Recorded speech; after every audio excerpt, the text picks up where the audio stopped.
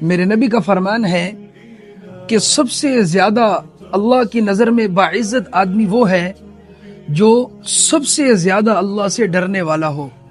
اب میرے بھائیو دوستوں، ہمارے ہاں باعزت کس کو سمجھا جاتا ہے؟ جو مال کے لحاظ سے، منصب کے لحاظ سے، عہدے کے لحاظ سے اعلیٰ ہو، اس کو بڑا باعزت آدمی سمجھا جاتا ہے، حالانکہ ایسے نہیں ہے۔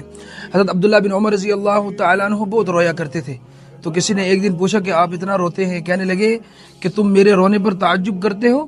اللہ کے خوف سے تو سورج روتا ہے، اللہ کے خوف سے چاند روتا ہے۔ تو پیارو، جب اللہ کا خوف دل میں ہوگا تو گناہ کی جرت نہیں ہوگی، جب اللہ کا خوف دلوں سے نکل جاتا ہے تو گناہ کی جرت پیدا ہوتی ہے۔